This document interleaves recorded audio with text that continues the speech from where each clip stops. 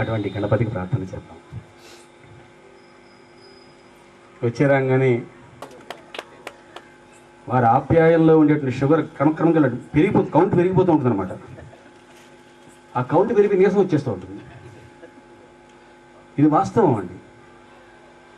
నిజంగా ఇవాళ లక్ష్మీనారాయణ గారు కాకపోతే అసలు నేను రాకపోతుంది. మరి ఈ ఖమ్మంలో ఏముందో నాకు తెలియదు. ఏమండి మహాత్మా, మీకు నమస్కారం.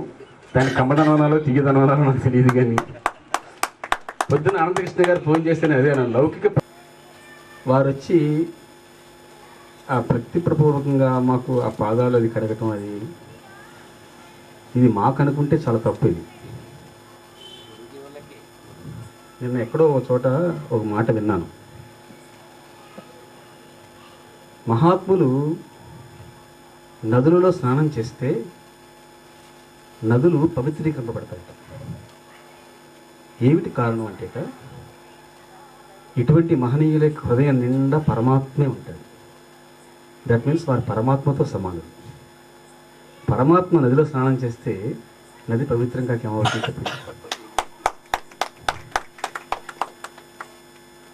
అలాగా హృదయం నిండా గురుస్వరూపం ఉన్నటువంటి లక్ష్మీనారాయణ గారికి ప్రతి వ్యక్తిలోనూ గురువుగారు కనిపించట్లోనూ శ్రీ గురుభ్యో నమః అంటలో తప్పేలేదు. అది ఆ హృదయాన్ని నేను గుర్తించకుండా ఆహా ఈ కాళ్ళు నాకే కడిగారు అనుకుంటే అక్కడే జారి పడిపోతాను నేను. ఇది మాకు ప్రాక్టీస్. అమ్మాయి కూడా తిరుగుతూ ఉంటావు, ఎవడెవడో ఏదో అంటూ ఉంటాడు, ఏదో వాచస్పతి అంటాడు, నిన్ను విద్యాస్వరూపం అంటాడు, వారానిది అంటాడు. ఇవన్నీ నిజం అనుకుంటావేమోరా పిచ్చివాడా, నువ్వు ఇది కాదు, ఇది నీలోన ఉండే సరస్వతిని గుర్తించిన మహానుభావులు చేస్తున్న సమర్చన తప్ప అది నీకు కాదని గుర్తించుకో అని ఒక గొప్ప అనుభవాన్ని మాకు నేర్పారు. ఇది జీవితాంతం మేము గుర్తుపెట్టుకుంటాం.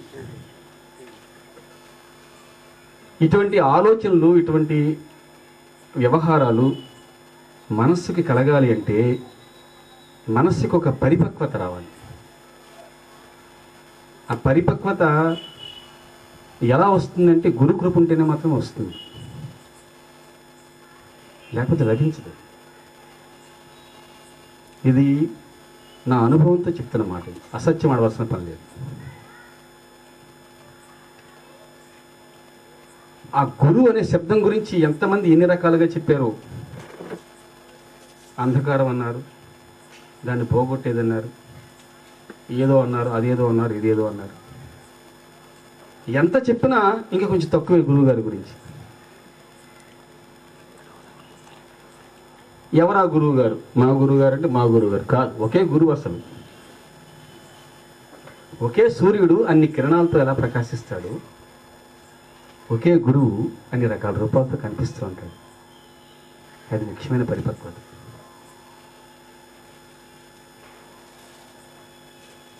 ఏం చేయాలి? ఎక్కడ చెడ్డ ఉందో దాన్నంతటినీ సంహరించుకుంటూ పోతూ ఉంటే ఇప్పుడు ఈ కాలంలో అసలు ఎవరు మిగలరు. ఇంకా అధర్మాన్ని నాశనం చేయటమే పరమాత్మ యొక్క ఉద్దేశమే. ప్రారంభిస్తే మనుషుల్ని ఇంకేం మిగలదు ప్రపంచంలో. అధర్మం లేని చోటు ఎక్కడుంది అసలు? ఈ కలియుగంలో జరిగిన గొప్ప విశేషం ఏంటంటే అధర్మాన్ని చంపటం కాదు, అధర్మాన్ని ధర్మంగా మార్చటం అని ఆలోచన చేశాడు పరమాత్మ. అందుకోసం గురువుల వచ్చారన్నమాట. ఈ అజ్ఞాన సమూహం, అజ్ఞాన జన సమూహం ఎక్కడ పడితే అక్కడ నిండు నిండుగా ఉంది. అంటే ప్రతి సమూహానికి ఒక గురువు కావాలి, తప్పదు. అందుకోసం ఇంతమంది గురువులు. ఇంతమంది గురువులైనా మూలతత్వం ఒకటే. హృదయాంతర్గతమైనటువంటి తమస్సుని పోగొట్టే స్థితి ఎవరికి ఉందో వారు మహానుభావులు. కుంభినీధవు చెప్పిడి గురుడు గురుడు అంటాడు మహానుభావుడు ప్రహ్లాదుడు. అంటే విష్ణుమూర్త లేకపోతే శివుడు చెప్తే తప్ప? ఇది కాదు ప్రశ్న. అన్ని రూపాలు లేనే లేవు, ఒకటే అసలు అనేక తత్వాలుగా మారింది. ఆ పరిపక్వత కూడా గురువు గారు ఇవ్వాలి. మనం ఏం చేస్తూ ఉంటామంటే శీతాకాలం వచ్చేటప్పటికి తప్పకుండా సాయంకాలం వచ్చేటప్పుడు చలేస్తున్న స్వెటర్ పట్టుకెళ్తాం, వర్షాకాలంలో గొడుగు పట్టుకెళ్తాం. వాన రాకపోయినా సరే వస్తుందేమో రక్షణ కోసం. సరే వేసవికాలంలో కరెంట్ గ్యారంటీగా పోతుంది కాబట్టి చేతి స్నేహితుల దగ్గర పెట్టుకుంటాం. ఇలా భౌతికంగా వచ్చేటువంటి ఆపదలు ఏవైతే ఉన్నాయో వాటి నుంచి దాటడం కోసం రకరకాల ఏర్పాట్లు చేస్తున్నాం. కానీ ఆశ్చర్యకరమైన సంఘటన ఏంటంటే అప్పుడప్పుడు మన కళ్ళు మసకలు కమ్మే పరిస్థితి వస్తూ ఉంటుంది. వెంటనే డాక్టర్ గారి దగ్గరికి వెళ్తాం, ఆయన టెస్ట్ చేస్తాడు, కళ్ళద్దాలు ఇస్తాడు, బాగానే కనిపిస్తుంది. ఇదివరకు మనం చెప్పుకున్న మాట ఇది, చత్వారం వచ్చిందా అంటూ ఉంటారు. చత్వారం అంటే అది రోగం అనుకుంటాం. అది చత్వారం 40 అని అర్థం. 40వ ఏటకి నీ శరీరంలో వచ్చే మార్పు వచ్చేసి 40 ఏళ్ళు వచ్చే జాగ్రత్త, ఇటు చూసిన దానికి లోపల చూసుకో, అది దాని అర్థం. అయితే ఈ మసకలు కమ్మినటువంటి ఈ కళ్ళకి ఈ అద్దాలతో ఒకవేళ చూపు వస్తే రావచ్చు కక్క, కానీ అజ్ఞానం అనేటువంటి చీకటి కమ్మినప్పుడు ఒక అంధత్వం వస్తుంది. అప్పుడు ఈ అద్దాలు పనికిరావు.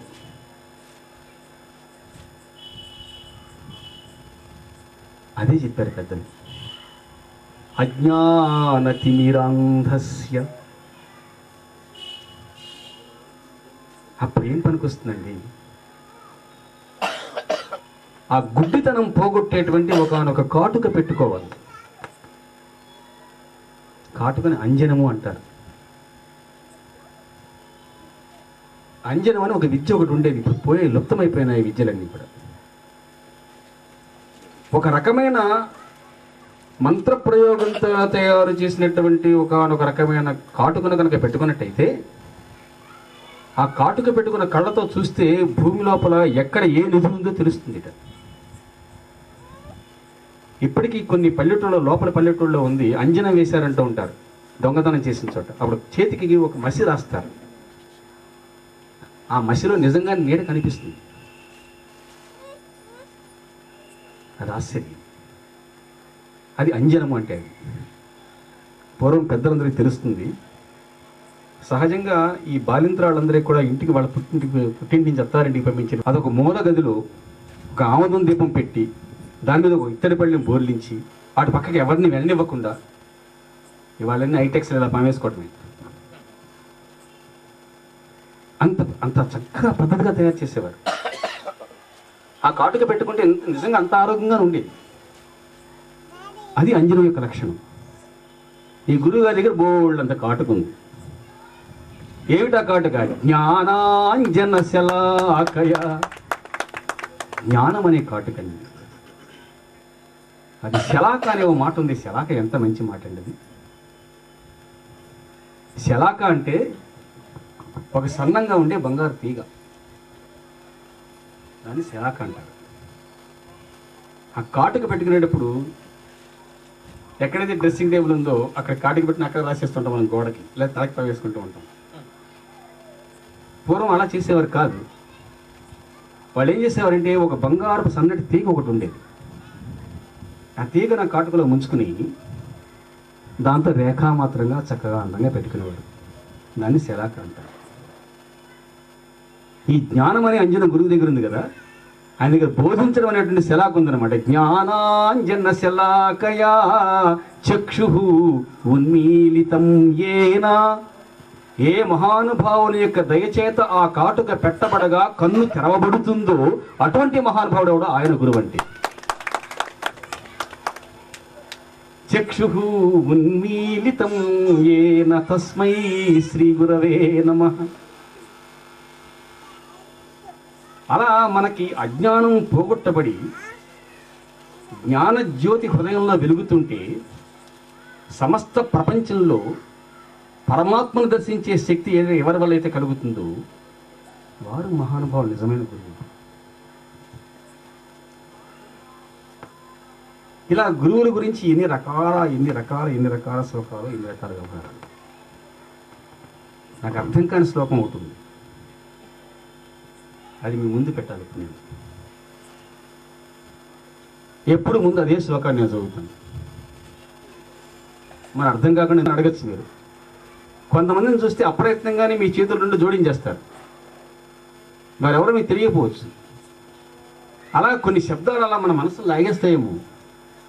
వందే గురుపదద్వంద్వం అవాంగ్మానసగోచరం రక్త శుక్ల ప్రభామిశ్రం అతర్క్యం త్రైపురం మహా. గురువుగారు ఉన్నారండి, ఆయన 2 పాదాలు ఉన్నాయి. ఆ పాదాల యొక్క గొప్పతనం చెప్పడానికి వాక్కు మనస్సు కూడా సరిపోవట్లేదు. ఆ మహాద్భుతమైన కాంతి త్రిపురాల్ని కమ్మేసేంత గొప్ప కాంతి. దాన్ని నమస్కారం చేస్తున్నాను. అయితే ఆ కాళ్ళు రెండిట్లో ఒకటి తెల్లగా ఉంది, ఒకటి ఎర్రగా ఉంది.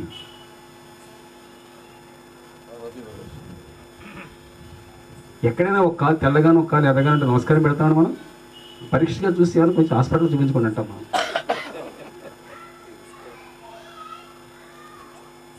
ఇది రక్త శుక్ల ప్రభామిశ్రం ఏమిటి?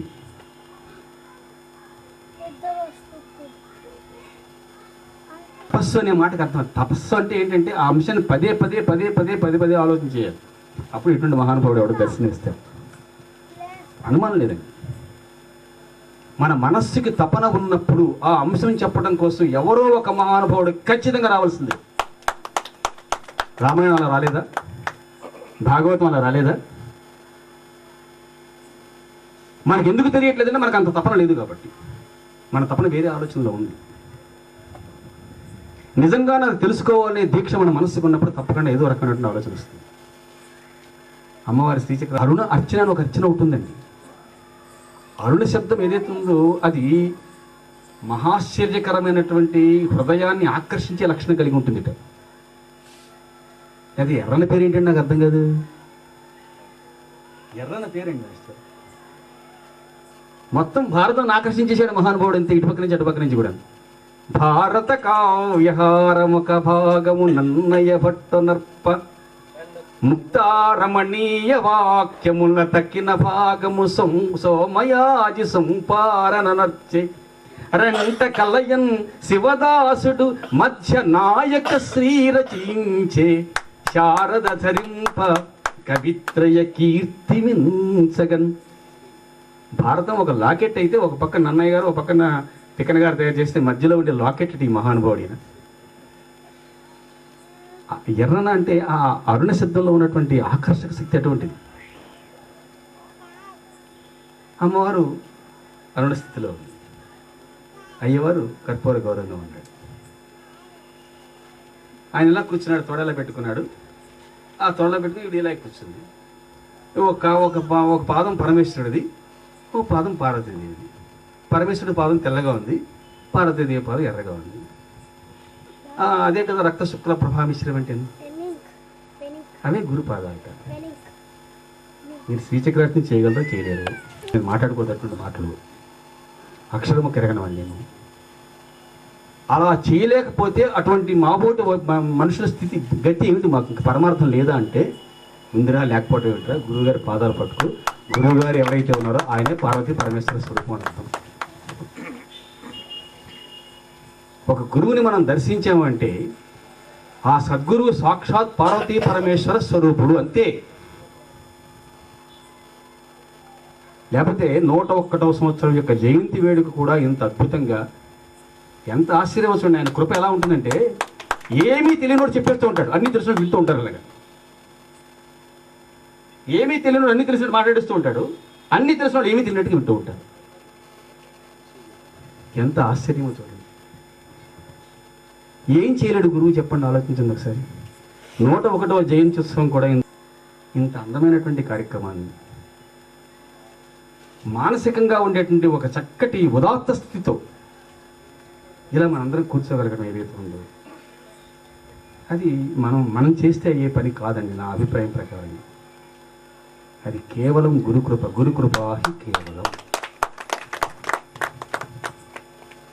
నేను ఎక్కడ అదృష్టవంతుందంటే, నా వరకు నేను చెప్తున్న అంశం ఇదేదో ఉపన్యాసం కాదు. దయచేసి మీరు ఏదో పెద్ద పెద్ద భారీ విషయాలు చెప్తాను అనుకుంటారు. అవేం కాదు. నా ఉన్న హృదయంలో ఉన్న భావాన్ని మీ ముందు వ్యక్తం చేసుకోవటం కోసం చేసేటువంటి ప్రయత్నమే తప్ప, అది కూడా మహానుభావుడు పరా పశ్చంతి మధ్యమ వైఖరి 4 రకాలుగా ఉండేటువంటి భాష ప్రారంభం దగ్గర నుంచి, నాభి దగ్గర నుంచి, కంఠం నుంచి బయటకు వచ్చి ఆ మాట మీకు సరిగా అర్థమయ్యేదాకా కూడా బాధ్యత వహించవలసింది ఆయనే.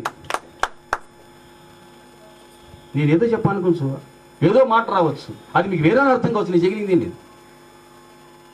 నేను ఏ అర్థంలో ఆ శబ్దాన్ని ప్రయోగిస్తున్నాను, ఏ భావాన్ని మీకు చెప్పడం కోసం నేను ప్రారంభించాను, దానికి సరిపడ భాష వచ్చి ఆ భాష వైఖరి రూపంగా వ్యక్తమయ్యి అది మీ చెవులకు చేరి మీ హృదయాంతరాలలో నేను అనుకున్న భావం మీకు కూడా కలగడం ఏదైతే ఉందో ఆ మాధ్యమం, ఆ మీడియా క్రియేట్ చేయడం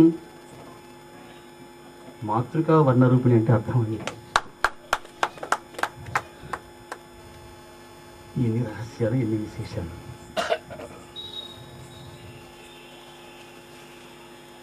ఏమిటి ఇలా ఉందనుకున్నాను నేను. ఆ నుంచి క్ష వరకు ఉండే అక్షరాలే సరస్వతీదేవే, ఆవిడే మాత, ఆవిడే అదే గురువు, దానికి ప్రత్యేకమైన పూజ. ఏమిటో ఎంతో ఆశ్చర్యకరమైన సన్నివేశం. అంచేత నా హృదయగతమైన భావాన్ని మీకు వ్యక్తం చేయడం నా ఉద్దేశం. నా వరకు నేను ఎక్కడ అదృష్టం ఉంటుందంటే, ఎక్కడో పశ్చిమ గోదావరి జిల్లాలో ఏదో ఉపాధ్యాయ వృత్తి చేసుకుంటున్నటువంటి నేను అనుకోకుండా ఇక్కడికి రావటం, ఈ మహాత్ముల పరిచయం అందరి వల్ల అవ్వటం, తెలుసో తెలియకో ఈసారి నేను కాకేస్తే బాగుండను ఆయన కనిపించడం, నాకు ఖాళీ ఉండటం, నేను రావటం,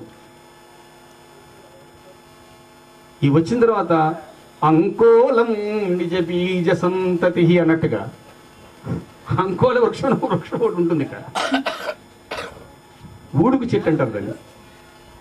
ఆ విత్తనాలు కింద పడిపోతాయి, ఎండిపోయి మేఘం వచ్చేప్పటికి బాటంతా విత్తనాలు వచ్చి ఇలా అతుక్కుపోతాయి. అంతే, విజయదశమి వచ్చేటికి ఇలా వచ్చి అతుక్కుపోతాడు ఈ కోట ఇక్కడ. ఆశ్చర్యం ఇదేమిటో. హైదరాబాద్ ఖమ్మం దగ్గర నుంచి, అది కొత్తగూడెం దగ్గర నుంచి హైదరాబాద్ ఆడటం కోసం దగ్గర 5-6 గంటలు పెట్టింది కదా, ప్రయాణం చేశాం కదా. ఆయన అన్న, నేను ఈసారి రాలేనని అనొచ్చుగా. అసలు నేను అనబుద్ధి కాదు. అలా అనబుద్ధి కాని పరిస్థితి నాకు, ఈయన్ని కాకేస్తారన్న ఆలోచన వారికి, నిన్న చెప్పాడుగా మళ్ళీ చెప్తాడు ఇదే కూడా చెప్పింది చెప్పరా అన్నట్టుగా ఉంటుందేమో అని మీకు ఎవరికి అనిపించకుండా మీరు రావటం, ఇటువంటి మహనీయులు ఇక్కడ సాన్నిధ్యంలో, వారితో సాన్నిధ్యంలో మేము కూర్చోగలగటం, ఇది నేను చేసుకున్న గొప్ప పుణ్యం సార్. ఎందుకంటే ఏం చెప్పాలి, వారిని నేను ఎప్పుడూ చూడలేదు, వారి గురించి నేను వినలేదు, వారి కవిత్వాన్ని మాత్రం చదివాను నేను. మా ఇంట్లో పెద్ద యుద్ధం తీసుకొచ్చాడండి. ఇది పెద్దల ముందు చెప్పి తీర్పు చెప్పించుకోవాలి. ఈ పౌలస్య హృదయం అనేటువంటి పుస్తకం పంపించారు మాకు. పంపించింది ఒక పుస్తకం. నేను చదువుతుంటే అప్రయత్నంగా కళ్ళమ్మ నీళ్ళు వచ్చి పుస్తకాన్ని పక్కన పెట్టడం. ఏమిటి నా ఏడు చేస్తున్నాడు పుస్తకం చదువుతూ, అంత బాగుంది ఆ పుస్తకం అని చెప్పి మా ఇలా లాక్కోవటం, కళ్ళు తుడుచుకుని మళ్ళీ పుస్తకం తీసుకుని నాకు పుస్తకం ఉండకపోవటం, ఆవిడ పట్టుకుపోవటం, ఆవిడ దగ్గర నేను లాక్కోవటం, నా దగ్గర జావడు లాక్కోవటం, ఆవిడ దగ్గర నేను లాక్కోవటం, నా దగ్గర జావడు లాక్కోవటం. ఒకే పుస్తకం పంపించడం మూలంగా వచ్చిన ఇబ్బంది.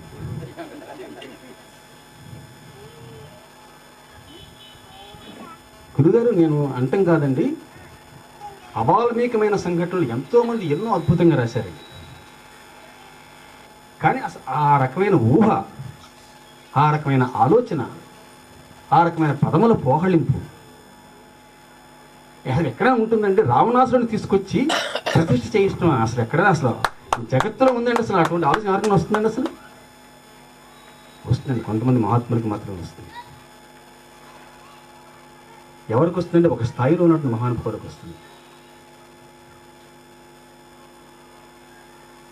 అమ్మవారు తన ఇంట పుట్టితే పర్వతరాజు తన కుమార్తెను ప్రేమతో అమ్మ రానా అన్న అని చెప్పి ఇలా గడ్డం పట్టుకుని రమ్మ అనేవాడు. పరమేశ్వరుడికి పెళ్లి చేసేది. సౌందర్య లహరి మహాతల్లి ఆవిడ, పరమేశ్వరుడి కోసమే జన్మించిన తల్లి ఆవిడ. పరమేశ్వరుడు తపస్సు చేసింది ఆవిడ కోసం, ఆవిడ తపస్సు చేసినాడు మనందరికి కనిపించటం. చాలా విచిత్రంగా ఉంటాయి. భర్త మాటే భార్య వింటున్నట్టు ఉంటుంది, కాదు భార్య మాటే భర్త వింటాడు, పైకి కనిపించేది ఒకటి. అలాగనమాట తపస్సు. అది ఆశ్చర్యకరమైన తపస్సు వాళ్ళిద్దరు.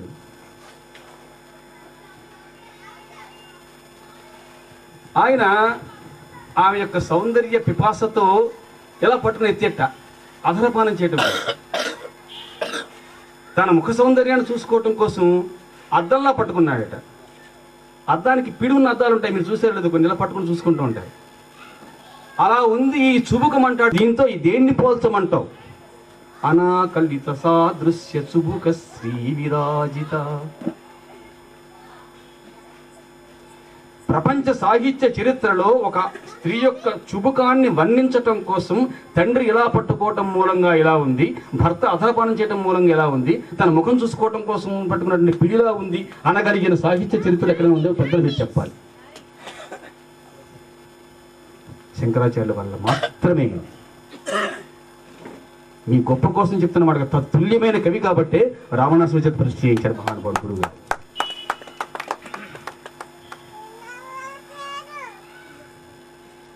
అసలు ఆ పద్యాలు, ఆ మాటలు రావణాసుడు మరి మీ అన్నయ్య భార్య లేకుండా ఎలా చేస్తాడు ప్రతిష్ట? ఒకసారి తీసుకురమ్మంటావా సీతాదేవిని? అసలు మనం ఎప్పుడు కళలో ఊహిస్తామండి అసలు ఈ అంశాన్ని. అంటే అది మహాకవులు, మహాజ్ఞాన సంపన్నులు, తపోభూమికలో ఉన్నటువంటి మహనీయుల వల్ల మాత్రమే అవుతుంది. నాకు ఆ పౌరస్యం అలా అనిపించింది. మూక కవిని మహానుభావుడు ఉన్నాడు. ఆయన 500 శ్లోకాలు రాశారు అమ్మవారి మీద. దాన్ని మూక పంచశతి అంటారు. ఒక్కొక్క శ్లోకం చదువుతుంటే అసలు ఎలా ఉంటుందంటే ఒళ్ళు గగుర్పుడి చేసి తర్వాత శ్లోకం చదవడానికి అరగంట సేపు తీసుకుంటాం అన్నమాట. అంత మహాద్భుతంగా ఉంటాయి శ్లోకాలు.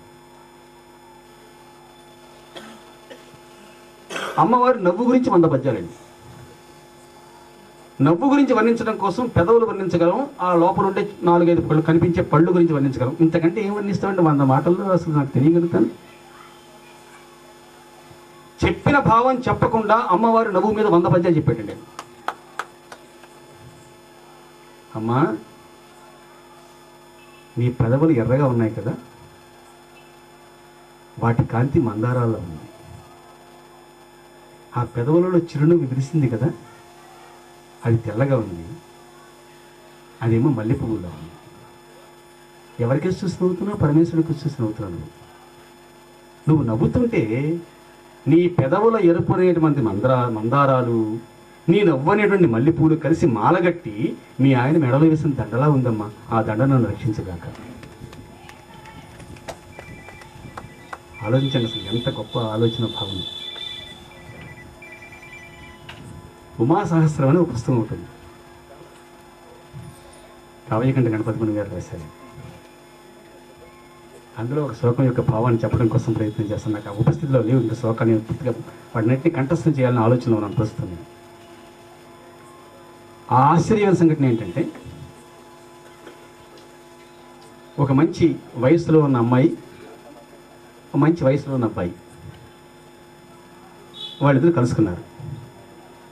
కలుసుకుని ఎక్కడైనా కాసేపు కూర్చుని ఒక పార్క్ లాంటి చోట కూర్చుని మాట్లాడుకుందాం అనుకున్నారు. మంచి పార్క్ దొరికింది వాళ్ళకి. మాట్లాడుకుంటున్నారు. వాళ్ళిద్దరికి నమస్కారం. వయసులో ఉన్న యువతి ఎవరు? వయసులో ఉన్న యువకుడుట అమ్మవారి నవ్వనే యువకుడుట. హరరమణి హాస యువా. హరరమణి అంటే హరుని యొక్క రమణి అంటే పార్వతీదేవి యొక్క హాసం అనేటువంటి యువకుడు అమ్మవారు పెట్టుకున్నటువంటి ముక్కు నత్తు ఉంది కదా, నత్తులో ఒక ముత్యం ఉంది. ఆ ముత్యపు కాంతి అనే అమ్మాయిని చూశాడండి. జాగ్రత్తగా ఆలోచించండి. అమ్మవారి హాసం అనేటువంటి ఒక వయసులో ఉన్న కురుడు, యంగ్ బాయ్, ముక్కు పెట్టుకున్నటువంటి నత్తులో ఉండేటువంటి ముత్యం నుంచి వచ్చేటువంటి కాంతి అనే అమ్మాయిని చూశాడు. వీళ్ళిద్దరు కలిసి కాసేపు కబుర్లు చెప్పుకోవాలి. ఎక్కడ చెప్పుకోవాలి? అమ్మవారి యొక్క ప్రవాళం లాంటి పెదవి అనేటువంటి సోఫా మీద కూర్చొని మాట్లాడుకుంటున్నారటండి. నవ్వు ఎక్కడొస్తుంది? ఇక్కడే కదా వచ్చేది. అమ్మవారి నవ్వుతుంటే ఆ పెదవుల మీద విరిసిన చిరునవ్వుని ఒక యువకుడులా భావన చేసి, ముక్కుకు పెట్టుకున్నటువంటి నత్తులో ఉండేటువంటి ఒక ముచ్చపు కాంతిని ఒక యువతిగా భావన చేసి, వీరుభయులు ఈ పెదవి మీద ఆడుకుంటున్నారు అనేటువంటి ఒక గొప్ప భావాన్ని చెప్పాలి అంటే అసలు ఆ కవికి ఎంత భావుకత కావాలో ఆలోచించండి ఒకసారి. ఆ తపోభూమికలో ఉన్న వాళ్ళకి మాత్రమే వస్తుంది. అయ్యో, ఆ తపోభూమికలో మనం ఆ గణపతి వాసిష్ఠ కావ్యగణ గణపతి మనం చూడలేదేమో అని, శంకరాచార్య వారిని మనం దర్శించలేకపోయామే, మోఖక వింటే మనకు తెలియదేమో అని బెంగ పెట్టుకోక్కలేదు. మన కోసం మన జ్ఞానాన్ని ఉన్నటువంటి మహాకవి అయిన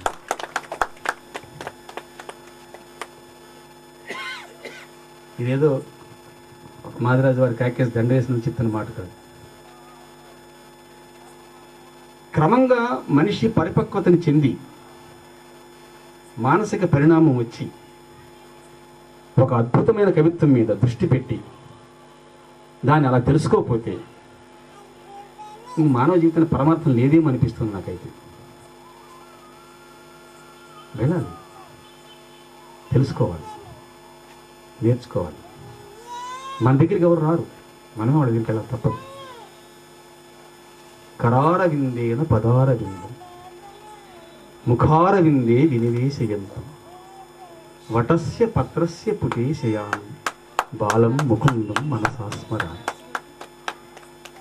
నన్ను ఏదో వ్యాఖ్యానం చదువుతుంటే కనిపించింది ఇక్కడ. తరుణి అర్చన అని ఉంటుంది, తరుణార్చన అంటారట దాన్ని. అలాగే బాలార్చన అని ఒక అర్చన విధానం ఉంటుంది అటువంటిదే కదా. ఇప్పుడు చిన్న కృష్ణుడు ఈ శ్లోకం చదివితే ఒక ఆయన నన్ను అడిగాడు, బట్టలు లేవు మీ దేవుడికి, ఆయనకు 4 పాదాల శ్లోకం, ఏం చెప్పావు? చెయ్యో పద్మం, కాలో పద్మం, ముఖమో పద్మం. చిన్నపిల్లలు సహజంగానే కాలు తీసుకుని నోట్లో పెట్టుకుంటారు. దీనికో శ్లోకం, దానికో నమస్కారం. ఏమిటిది? కరారవిందేన పదారవిందం ముఖారవిందే వినివేశయంతం వటస్య పత్రస్య పుటేశయానం బాలం ముకుందం మనసాస్మరామి. ఇలా అడిగితే నిజంగా నా పోటీగాడికి సమాధానం దొరకట్లేదండి. నిన్న చదివాను కాబట్టి ఓహో ఈ బాలరూపార్చన ఒకటి ఉందిరా అబ్బాయి, దీని మూలంగా ఇలా చెయ్యాలరా చెప్పదునేమో. ఇంతకు పూర్వమే అడిగట్టు ఒక మహానుభావుడు చెప్తున్నాడు, మానవ శరీరంలో ఇక్కడి నుంచి ఇక్కడ దాకా ఉన్నదాన్ని సత్వగుణం అంటారట, ఇక్కడి నుంచి ఇక్కడ దాకా ఉన్నదాన్ని రజోగుణం అంటారట, ఇక్కడి నుంచి ఇక్కడ దాకా ఉన్నదాన్ని తమో గుణం అంటారట. ప్రతి మనిషిలోనూ 3 గుణాలు ఖచ్చితంగా ఉండి తీరుతాయి. కేవల సత్వగుణం కానీ, కేవల తమో గుణం కానీ, కేవల రజోగుణం కానీ ఎవరికి ఉండదు. అయితే ఆ పాళ్లలో తేడా వస్తూ ఉంటుంది. ఆ పాళ్లలో తేడా రావడమే బీపీలు, షుగర్లు అనమాట. రజోగుణం పెరిగితే వచ్చేది బీపీయే కదా. మరి ఆ సమపాళ్లలో అట్టు పెట్టుకున్నటువంటి సమతౌల్యం అంటారే, అది నేర్పుతున్నాడు కృష్ణుడు. ఎలా నేర్పుతున్నాడు అంటేట, ప్రతి మనిషి ముందు పోగొట్టుకోవాల్సిన తమో గుణాన్ని, ఆ తమో గుణాన్ని రజోగుణంతో అరికట్టాలి. ఇప్పుడు ఆ రజోగుణాన్ని తమో గుణాన్ని సత్వగుణంలో కలిపేయాలి, అప్పుడు సత్వగుణం మిగులుతుంది. ఇది పదార విందాన్ని కరార విందంతో పట్టుకుని ముఖార విందంలో పట్టుకున్నాడు. దట్ మీన్స్ ఈ రజోగుణంతో తమో గుణాన్ని పట్టుకుని ముఖంలో పెట్టుకున్నాడంటే సత్వగుణంలో పెట్టుకున్నాడు. మీన్స్ మిగిలింది కేవలం సత్వగుణం మాత్రమే. అసలు ప్రపంచంలో ఇంతకంటే దివ్య సందేశం ఏమో ఆలోచించండి ఒకసారి. గురుగా తప్పు మాట్లాడితే క్షమించండి. బాగానే ఉంది. ఈ వటస్య పత్రస్య అంతవరకు చెప్పి సమర్థించేశాం. వటపత్రంతో ఇంకేం పత్రం దొరకలేదా? వటవృక్షం సంసారం వటవృక్షం రా మహానుభావం, నీకు తెలుసో తెలియదు. ఎక్కడ ఓడుంటే అక్కడ చెట్టు అయిపోతుంది, ఎక్కడ ఓడుంటే అక్కడ మళ్ళీ చెట్టే. మనందరికి అదే కదా, కొడుకు వాడి కుటుంబం, కూతురు వాడి కుటుంబం, మనవాడు వాడి కుటుంబం, పక్కింటి వాడు, అద్దుకున్నవాడు, పొలం చూసేవాడు, అన్ని కుటుంబాలే మనకి. ఇది ఓడలు కాదు ఇంకేంటి, మరి చెట్టు కాదు ఇంకేంటి, నాకు అర్థం కాదు అసలు. ఆలంచన్ మెడగట్టి దానికి అపత్యశ్రేణి కల్పించి తద్బాలం వ్రాతమును ఇచ్చి పుచ్చుకొను సంబంధము వాటించి. నన్ను ఏమన్నా మా విజయకుడు మాత్రం ఏమంటాను వీలేదు. ఆ మాళార్కంబున బాంధవం బనెటి ప్రేమన్ కొందరన్ గట్టితే శీలన్ శీలమర్చినట్లొసగితో శ్రీకాళహస్తీశ్వర.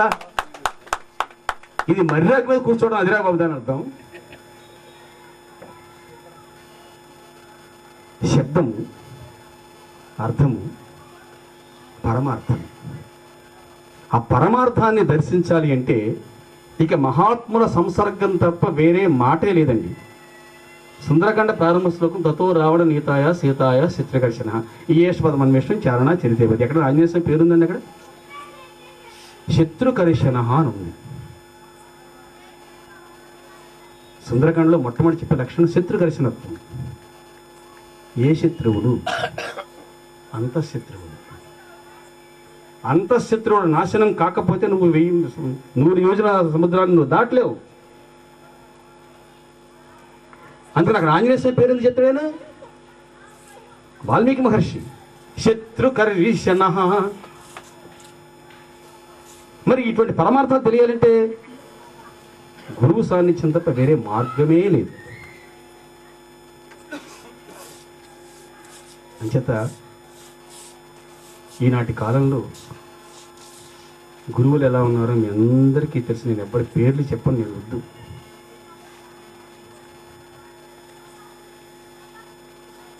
తరుతల వాసం చేసి కరతల భిక్ష స్వీకరించి శిష్యుడు ఎలాగోలా ఆధ్యాత్మిక మార్గంలో ముందుకు వెళ్ళడం కోసం మనం ప్రయత్నం చేయాలని ఆలోచించి తన జీవితాన్ని వెచ్చించిన మహనీయులు, మహానుభావులు, జ్ఞానానంద లాంటి మహానుభావులు.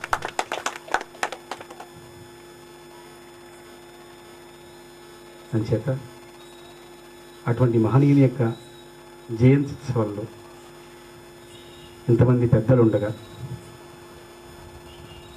నిజమేనండి, జంతు ప్రదర్శనశాలలో కూడా కొత్తగా వచ్చిన కోతితోటి డ్యాన్స్ ఆడిస్తారు.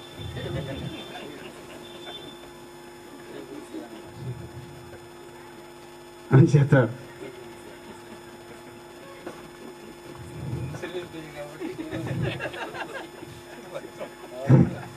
హనుమంతుని ముందు కుప్పగంతులు అంటే ఇవే.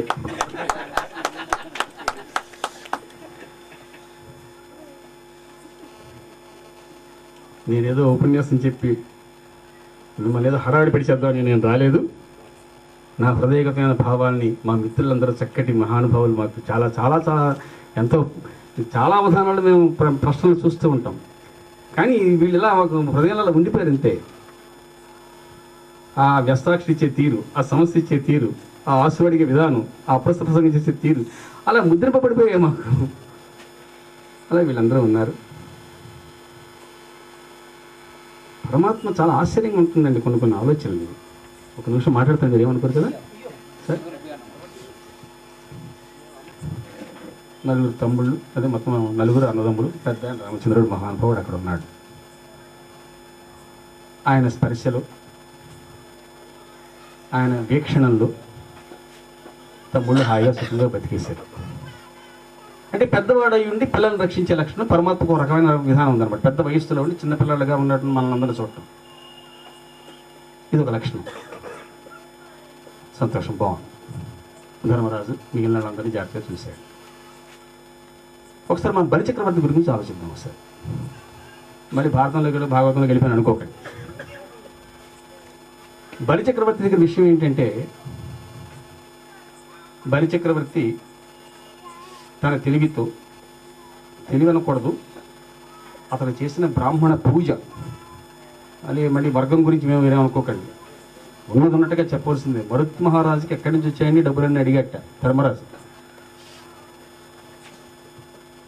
ఆయన మరుత్ మహారాజు చేశాడు కదా, యజ్ఞాలు చేశాడు కదా, ఇచ్చిన వాళ్ళందరికీ బోర్డు డబ్బు ఇచ్చేస్తే బ్రాహ్మణులందరికీ మాకు వద్దు మొర్ర అన్నట్టండి. డబ్బులు మాకు వద్దయినా మేము తీసుకెళ్ళాం, ఇంటికి పట్టుకెళ్తే ఇన్కమ్ ట్యాక్స్ రైడింగ్ మాకు మేము మొగిలేకపోతున్నాం అంటే అక్కడ పడేసుకోండి అన్నట్ట.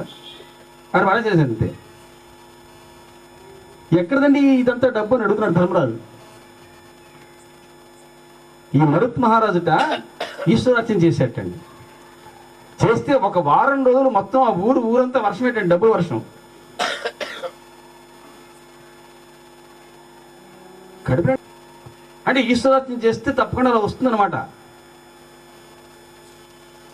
చెట్టుకు ఒక పువ్వు ఉందనుకోండి, ఆ పువ్వు పొరపాటున రాలకుండా ఉంటే ఆ పువ్వు ఒక కాయ అవ్వచ్చు మహా అయితే. కానీ అదే పుష్పాన్ని కోసి పరమేశ్వరుని నీ పాదాల దగ్గర పెట్టినట్టయితే ఆ పువ్వు కాదయ్యా బాబు, అవి గుర్రాలు, ఏనుగులు, సంపదలు, ఏదో రథాలు, ఏమిటో చెప్పేశాడు మహాకవి. ఆ విధంగా ఈ బలిచక్రవర్తి కేవలం బ్రాహ్మణ పూజతో ఆసక్తి సంపాదించాడు.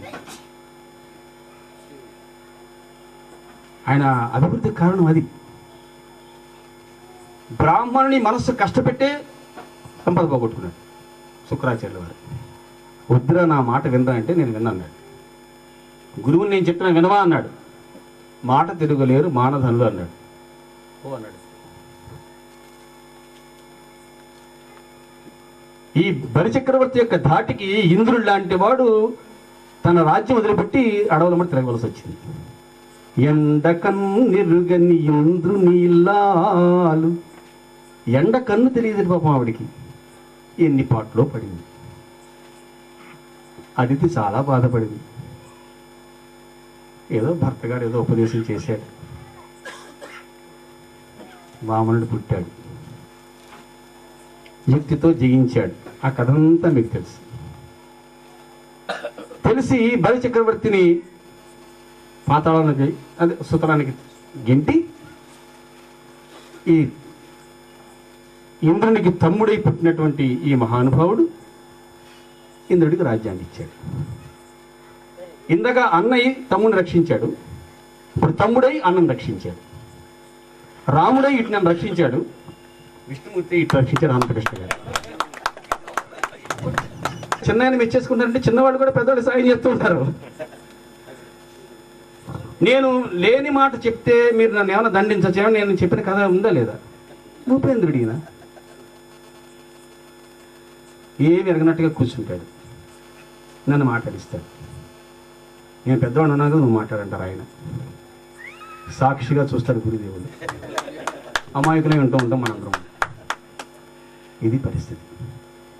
ఇంత మహాద్భుతమైన సంయోజనం మనందరి మనసులో కల్పించినటువంటి జ్ఞానానంద గురుదేవుల యొక్క పాదపద్మాలకి వినయపూర్వకంగా భక్తిపూర్వకంగా ఈ జన్మంతా వారి పాదాలకు రుణపడి ఉన్నారని తెలియజేసుకుంటూ, ఇటువంటి మంచి వెంకటని మీ అందరి మధ్య మాట్లాడటం కోసం నాకు అవకాశం ఇచ్చినందుకు మీ అందరికీ పదే పదే కృతజ్ఞతలు తెలియజేసుకుంటూ, నేను మాట్లాడిన మాటల్లో చాలా తప్పులు ఉంటాయి నాకు తెలుసు.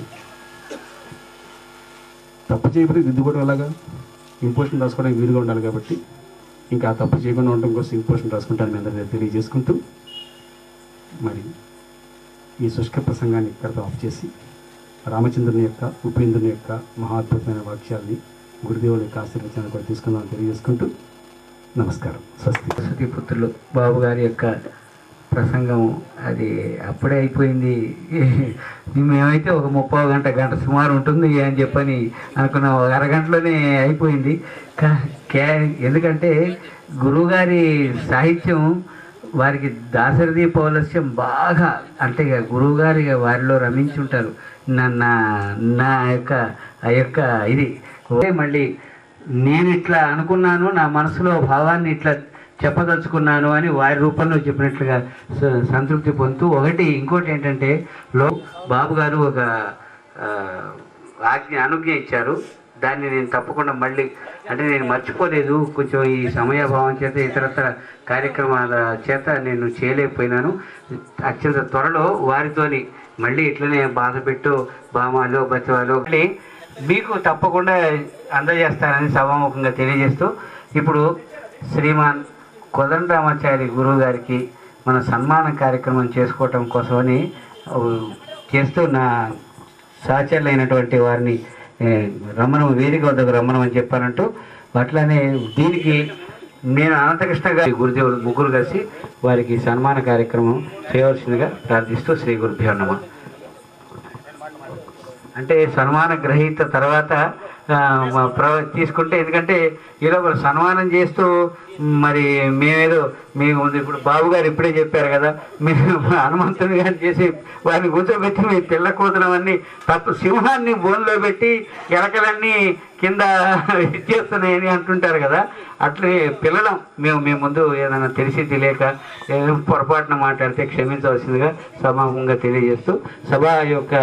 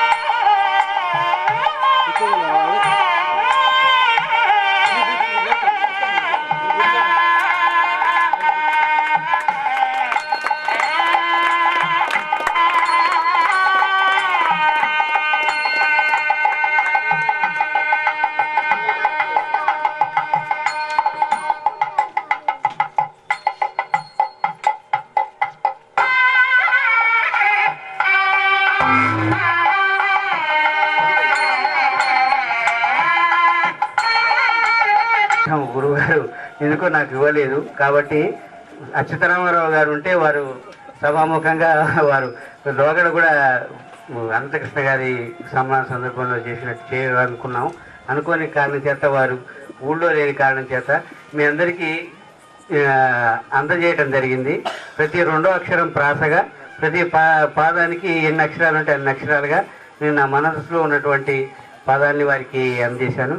ఇప్పుడు శ్రీ సచ్చిదానంద మూర్తి గారు వారి యొక్క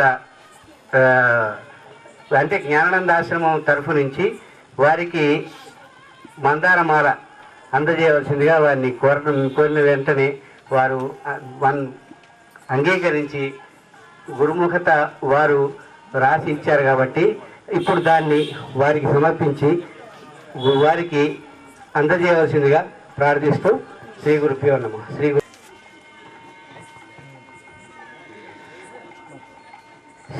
కోదండరామాచార్య సన్నుతింతు అన్న శ్రీ అన్న పదం, శ్రీ కో అన్న పదం, దమ్ అన్న పదం, డా అన్న పదం, ప్రతి ఒక్క పదం మొదలయ్యాయి. దాంతో నా భావాన్ని అన్ని ఇది నా శక్తి మేరకు, అంటే వారి ఏ చంద్రోబద్ధం కాదు, ఏ విధమైనటువంటి ఇది లేదు, కేవలం నా మనసులో మిగిలిన భావాన్ని వారికి అందజేయడం జరిగింది. గురువు గారు సభాముఖంగా వారిని కోరుకునేది నా తప్పుల్ని సరిచేసి రేపొద్దున వారి దగ్గర నేను నేర్చుకొని మళ్ళీ ఇంకొకసారి మళ్ళీ గురువుగారిని సన్మానించుకునేటప్పుడు చక్కగా తేటగీతలోనో, ఆటవేదిలోనో, మరి శారదూరంలోనో, మత్తేపంలోనో రాసేటట్టు వారు నాకు ఆశీర్వదిస్తారని ప్రార్థిస్తూ సభాముఖంగా శ్రీ సచ్చిదానందమూర్తి గారిని సమర్పించవలసిందిగా ప్రార్థిస్తున్నాను. శ్రీ గురుభ్యో నమః. శ్రీ గురుభ్యో నమః.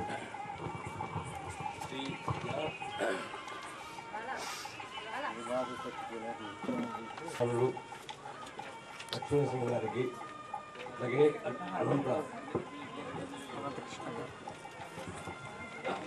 దిచ్చు అనిశంబు సంశయాళిని దిచ్చు గురుడు కోదండరాడులకు వందనమునిడి. నాకు ఒక చిన్న సమయంలో ఒక ఆలోచన వచ్చింది. ఏమిటి అంటే, ఆయన కోదండరాముడు, ఈయన కోదండరాముడు. అంతటితోటే కాకుండా ఆయన జానకి మనోహరుడు, ఈయనక జానకి హృదయాభిరాముడైనటువంటి వాడు. అది ఇద్దరికీ కూడా ఆ రకమైనటువంటి స్థితి అనేటువంటి మనకు కనపడుతుంది. ఆయన గురువు ఆజ్ఞను, గురువు అంటే తండ్రి, తండ్రి యొక్క ఆజ్ఞను పాటించారు. వీరు కూడా గురువు ఆజ్ఞను పాటించి చిన్నతనంలో నుంచి కూడా పాండిత్య ప్రతిభను పెంచుకున్నటువంటి వ్యక్తులైనటువంటి వారు. ఆయన సుగ్రీవ శోభితుడైనటువంటి వారు, వీరు సుగ్రీవ శోభితులైనటువంటి వారు. కాబట్టి ఆయన సుగ్రీవ శోభితులు, ఈయన సుగ్రీవ శోభితులైనటువంటి వారు. ఆయన సుమిత్రగానురక్తుడు, ఈయన సుమిత్రుల నుండి వచ్చినటువంటి విషయటువంటి వారు. ఆయన ధర్మ సముద్రుడు, ధనస్సును ఇస్తాడు శివధనస్సును. ఈయన కూడా ధర్మాన్ని సముద్ధరించడానికి ప్రయత్నం చేసినటువంటి వ్యక్తి అని చెప్పవచ్చు. ఆయన దోషాచర భంజనుడు అయినటువంటి వాడు. దోషాచరుడు అంటే రాక్షసుడు, వారిని శిక్షించినటువంటి వారు. దోషాచర ఎవరైనా మాటల్లో తప్పుగా ఉంటే ఇది తప్పు అని సరైనటువంటి దారిలో పెట్టేటువంటి వ్యక్తి అయినటువంటి వాడు. ఆ తరువాత ఆయన కపికుల సవితుడైనటువంటి వాడు, వానరుల చేత సేవింపబడినటువంటి వాడు. ఆ శ్రీరాముడైతే పొగలోరుడు కాడు, ఈయన పుట్టుకతోటే పొగరాముడు. అంతేకాక ఇంకొక విశేషం ఏంటంటే ఆయన కోదండం అంటే ఏమిటో ఆయనకు తెలుసు. ఈయనకి చిన్నతనంలో బడిని అనుభవించినటువంటి వాడు కాదు. కాబట్టి వీరికి కోదండ మెరుగని కోదండరామునకు మీకు ఓ దండమిడుగా అని నేను ఒక దండాన్ని ఆయన కోదండం కాబట్టి మీకు దండమిడుగా అని చెప్పేసి భావన చేస్తూ, ఇక వారు చూడకపోతే గురువు లేనిటువంటి వారు. గురువులు మనకు 4 రకాలుగా కనపడతారు. ఆ 4 లక్షణాలు వారిలో మనకు కనిపిస్తూ ఉన్నాయి. ఒకటి, గురువు అంటే ఉపాధ్యాయుడు. వారు ఉపాధ్యాయుడుగా చాలా కాలం దాకా పనిచేసినటువంటి వారు. రెండవది, గురువు అంటే బృహస్పతి. బృహస్పతి యజ్ఞయాగాది క్రతువులు చేయించేటువంటి దేవగురువు అయినటువంటి వారు. అట్లాగే వీరు కూడా యజ్ఞయాగాది క్రతువులను చేయించేటువంటి బృహస్పతి గురువు అయినటువంటి వాడు అని చెప్పవచ్చు. ఇక గురువు అంటే తండ్రి అని అర్థం. ఆయన తండ్రి ఆజ్ఞను పాటించాడు, వీరు కూడా తండ్రి ఆజ్ఞను పాటించినటువంటి. గురుడు అంటే మరొకరకమైనటువంటిది ఏంటంటే పురోహితుడికి కూడా గురుడు అని పేరుంది. కాబట్టి అనేకమైనటువంటి యాగక్రతువుల ద్వారా కానీ, ధార్మికమైనటువంటి ఉపన్యాసముల ద్వారా కానీ ఈయన గురువు అంటే పురోహితమైనటువంటి విషయాన్ని నిర్ణయం చేసినటువంటి వాడు. అందుచేత ఇటు ఉపాధ్యాయుడుగా, అటు ఆచార్యుడైనటువంటి బృహస్పతిగా, అటు తండ్రి మాటను పాటించేటువంటి వ్యక్తిగా, ఆ రకంగానే కాకుండా ఈ రకంగా కూడా పురోహితుడిగా కూడా మనం చెప్పుకోవచ్చు. అటువంటి గురుతుల్యులైనటువంటి, గురు సమానులైనటువంటి మా కోదండ రామాచార్యులు గారికి ఈ కార్యక్రమంలో గౌరవ పూజ జరగటం, సన్మానం జరగటం చాలా విశేషమైనటువంటిది అని భావిస్తూ, దీనికి మరి కోట లక్ష్మీనరసింహ గారు రావడం అనేటువంటిది కూడా ఎంతో ఉదాహరణగా అనిపిస్తూ, వారికి నేను రచించినటువంటి అభినందన పద్య మందారమాలను అర్పించడానికి ప్రయత్నం చేస్తున్నాను. శ్రీ వేదావధాని, విమర్శనాధుర్యులు, పద్య కవిత మూర్ధన్యులు, ఆచార్య వర్యులు, ఢిల్లీ సంస్కృత అకాడమీ వారి పురస్కార గ్రహీతలైన శ్రీమాన్ కె కోదండ రామాచార్యుల వారికి సమర్పించు అభినందన పద్య మందారమాల. అందరూ కూడా మాలలు వేశారు కదా, నేను కూడా పద్య మందారమాలను వేయడానికి ప్రయత్నం చేస్తున్నాను. గురుదేవా, ఇది సంబోధన. శ్రీజానకీదేవి, ఇక్కడ పోయిందండి ఒక అక్షరం, పదం పోయింది. శ్రీజానకీదేవి హృదయాభిరాముండు, కోమల హృదయుండు కోవిదుండు. శ్రీజానకీదేవి హృదయాభిరాముండు, కోమల హృదయుండు కోవిదుండు. దండిగా సుకవితా పాండిత్య విభుండు, డబ్బనాడని నిరాడంబరుండు. మగప్రపుణుండు, ప్రాప్తుండు విజ్ఞుండు, మనసు నెరిగిన మనసుగమియు. నారాయణుని కీర్తనము చేయు భక్తుండు, దురితంబు దొల్లకించు గురువరుండు. వంశగౌరవమును పెంచి వరలడు సహృదయుడు కోదండరాముడతనికి. కవన నందన విహారి, కవననందన విహారి సచ్చిదానందమూర్తి బుధుడు వందనం విడుచుండే పూజ్యులారా. కవననందన విహారి సచ్చిదానందమూర్తి బుధుడు వందనం విడుచుండే పూజ్యులారా. దీనిలో ఉన్నటువంటి ఒక చమత్కృతి ఏమిటి అంటే, పాదము యొక్క ప్రథమాక్షరాన్ని చూస్తే శ్రీ అని పెట్టాం. మన శ్రీజానకీదేవి అన్నప్పుడు శ్రీ తీసుకోండి, కోబల హృదయుండు అన్నప్పుడు కో తీసుకోండి, దండిగా అన్నప్పుడు దమ్ తీసుకోండి, దబ్బరాడని అన్నప్పుడు డా తీసుకోండి, కోదండ అవరితుందర, రాగప్రభుండు అన్నప్పుడు రా తీసుకోండి, మనసు నెరిగిన అన్నప్పుడు మా తీసుకోండి, శ్రీ కోదండ రామ అంతవరకు అవుతుంది. నారాయణుని కీర్తనము అన్నప్పుడు నా తీసుకోండి, దురితంబుడరిగినప్పుడు దు తీసుకోండి. అంటే కోదండ రామ నాదు అంతవరకు వచ్చింది. తేటగీతిలోకి వస్తే వంద నంబు అనేటువంటివి వస్తాయి. ఈ పద్యంలో ఉన్నటువంటి ఒక విశేషము అని మనం చెప్పవచ్చు. కాబట్టి శ్రీ కోదండ రామ వందనంబు చేతుల్లో చేయటమే కాకుండా అక్షర రూపంలో కూడా మీకు వందనాన్ని అర్పించుకున్నటువంటి వాడు.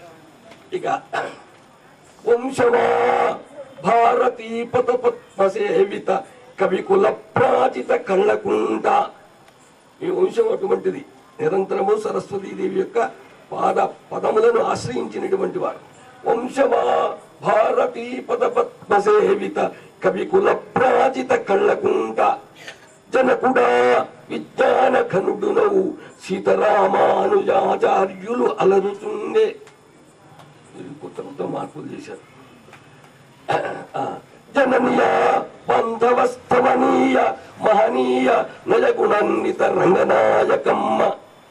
భార్యయా పతికను వ్రతయౌచు చెదించు జానకీదేవి విజ్ఞాన విదుషి. ఓయి కోదండరామ ఓ ధీయుతత్వ గురువులకు నల్ల పూజ్య సద్గురుడవీవు. తమకు గురు పూజ గావించు తరుణమందు అందుకునుమయ్య మా అభివందనాలు. ఇక వారు హర్షంబు నిడియే మన్యులవు పంకజమ్మ తిరుమలమ్మయు సోదరీమణులవు చునదరించే. మనసున సీతారమణ శరద్బాబు శ్రీదేవి సంతానమై తృప్తి నింపే. మీ మనస్సుకు తృప్తి నింపారు. జామాత మాధవాచార్యుడయ్యే వసంత సుమమాలినియు మీకు సుషులైరి. పర్జన్య శీతంసు పౌత్రులండి, పర్జన్య శీతంసు భవ్యంసు పౌత్రులై సృజన సాహితయు దౌహిత్రులైరి. అందరూ వచ్చారండి. పర్జన్య శీతంసు భవ్యంసు పౌత్రులై సృజన సాహితయు దౌహిత్రులైరి. ఓయి కోదండరామ ఓ ధీయుతత్వ తమకు గురు పూజ శిష్యాడి మమతతోడ చేయుచుండెను మీ సుభాశిస్సులంద. ఇంతకంటే సౌభాగ్యం ఇంకేమి వల్లయు. ఇంకేం కోరుకుంటున్నారు సార్? ఇంతకంటే సౌభాగ్యం ఇంకేమి వల్లయు. కమనీయ గమనీయ గమనీయ గణనీయ రమణీయ మహనీయ భావాలు బెదతల్లు ప్రతిపుడవరు. వారి పద్యాలు కానీ వారి యొక్క రచనలు కానీ గమనీయ గణనీయ రమణీయ మహనీయ భావాలు బెదతల్లు ప్రతిపుడవరు. అపకారమును రోసి ఉపకారమును చేసి సహకారమందించు సరసుడెవరు. స్నేహాభిలాషి అయి శ్రేయోభిలాషి అయి మృదుహిత భాషి అయి మెలకునెవరు. శత్రుత్వమున నంచి మిత్రత్వమును పెంచి దాతృత్వ గుణమున తనరునెవరు. శత్రుత్వమున నంచి మిత్రత్వమును పెంచి దాతృత్వ గుణమున తనరునెవరు. వారే వేదావధానులు పచ్చకవులు సహితీధనులు సద్విమర్శకులు. అట్టి కళ్ళకుంట వంశార్ణవ కలవలేని పూజ్య కోదండరాముని పొగడదరమే. సంరజ్య సఫలోన జనని సరస్వతీ సంరజ్య సఫలోన కవికుల గురువుగా ఘనత నుండి. కాళిదాసుని పాత్రలో వారు ఆ ప్రేక్షకులైనటువంటి వారిని సంబోధనపరిచారు. జనని సరస్వతీ సంరజ్య సఫలోన కవికుల గురువుగా ఘనత నుండి. ఆంధ్రభోజుని సభన్ అష్టదిగ్గజములన్ అప్పాజిపత్రలో ఆదరించి సురనాథు సభలోన సుఖమితాగోష్ఠిలో దివిజ గురువున ఊచు తేజరిల్లి సతతంబు సహజమై సరళమై పద్య సాహిత్య సంపదలు భాషించుచున్న అనగా కోదండరామ నీ యశము దిశల వరలే మీకింక సాటి ఎవ్వారుగలరు. హరిహర బ్రహ్మలైనట్టి రూపులను గురువు మీరు అని గురు బ్రహ్మ గురు విష్ణు గురు దివ్య మహేశ్వర అంటాం కదా. అందుకని హరిహర బ్రహ్మలైనట్టి రూపులను గురులు మీరలు అందుకొనుడయ్యమా అభివందనాలు. ఇట్లా గురువు గారికి చురుకానుకగా ఇది అందించడానికి ప్రయత్నం చేసేటువంటి వ్యక్తి విశ్వదాశీర్వచనాభిలాషి మీ అంతేవాసి ముదిగొండ సత్యనారాయణమూర్తి. భాషా ప్రవీణ విశ్రాంత ప్రథమ శ్రేణి ఆంధ్ర భాషా కూడా.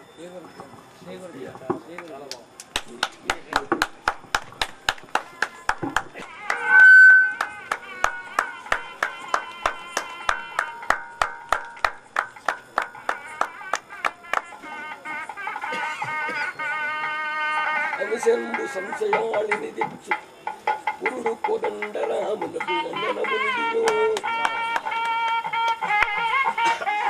గురువు గారు మన్నించి వాటిని మధ్య మధ్యలో ఇప్పుడు ఎర్రటి పూలు తెల్లటి పూలు పచ్చ పూలు కాస్త వాటితో పాటు మధ్య మధ్యలో గులాబీ పూలు ఉంటాయి. వాటికి ఏమన్నా ముళ్ళు ఉంటే గురుగారి పాదాలకు కూర్చుకొని ఉంటే వాటిని మన్నిస్తారని శ్రీ గురుభ్యో నమః శ్రీ గురుభ్యో నమః శ్రీ గురుభ్యో నమః. వాటికి పుష్పాలకు గులాబీ శ్రీజానకీదేవి హృదయాభిరాముడు అంట. అసలు రాముడు అంటేనే మనోహరుడు, అభిరాముడు మనోహరుడు, దయాభిరాముడు ఇంకా హృదయాభిరాముడు అంట. దేవి హృదయాభిరాముడు. ఏ దేవి అంటే జానకి. ఎటువంటి జానకి అంటే శ్రీ జానకి దేవి హృదయాభిరాముడు. అభిరామ దయాభిరామ హృదయాభిరామ దేవి హృదయాభిరామ జానకీ దేవి హృదయాభిరామ శ్రీ జానకి హృదయాభిరామ. శ్రీ గురుభ్యో నమః శ్రీ గురుభ్యో నమః శ్రీ గురుభ్యో నమః శ్రీ గురుభ్యో నమః. గురువుగారి మంత్రి గారు వారి మనసులోని కొన్ని భావాల్ని ఇంతకుముందే వారు నేను గురువుగారి గురించి నేను ఎక్కువగా మాట్లాడను. ఒక 2 పద్యాలు చదివేసి గురువు గారిని గురించి ముగిస్తాను. ఆర్య కోదండరామాచార్య శ్రీయుత కళ్ళకుంటకుల సింధువునన్ ప్రభవించి శ్రీయుత కళ్ళకుంటకుల సింధువునన్ ప్రభవించి సుశ్రేయ పదంబులో పెరిగి శిష్టతమంబగు విద్యలెన్నియో ధీయుతుడౌచు నేర్చితివి దివ్య గుణోన్నత. చక్రధారి నారాయణమూర్తి చక్రధారి నారాయణమూర్తి ఎల్లప్పుడు రమ్య యశంభును మీకు కూర్చుతన్.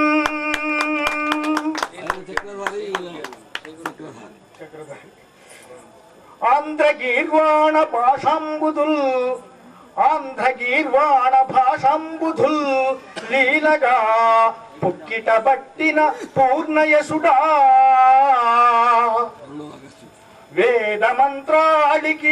వేదమంత్రాళికి విపులార్థములు తెల్ప ఆసక్తి చూపెడి ఆర్యతముడా.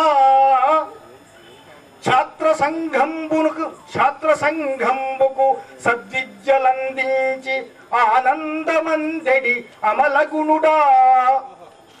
సాహిత్య సభలను చక్కగా నడిపెడి దక్షత గల్గు అధ్యక్షవరుడా. విస్తృతముగ సద్గ్రంథ వితతి వ్రాసి సంఘమున కందజేసిన సజ్జనుండా. ఆంధ్రసుకవి కోదండరామాభిధేయ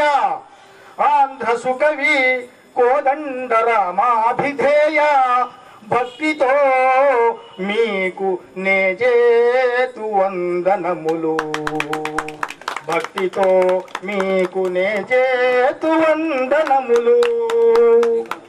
అని ఇప్పుడు ఇంతకుముందే రాశాను నేను. అది వాటిని వందనములు. ఈ అవకాశం ఇచ్చిన నిర్వాహకులకు కృతజ్ఞతలు చెప్తూ ముగిస్తున్నాను.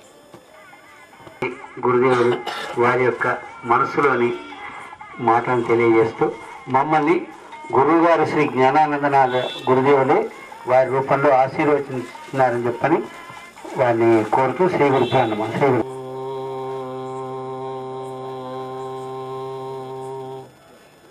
శరణం పవిత్రం వితతం పురాణం येन భూతస్సరతి దుష్కృతాని తేన పవిత్రేణ శుద్ధేన భూతాది పాప్మానం అరాతింతరేమ.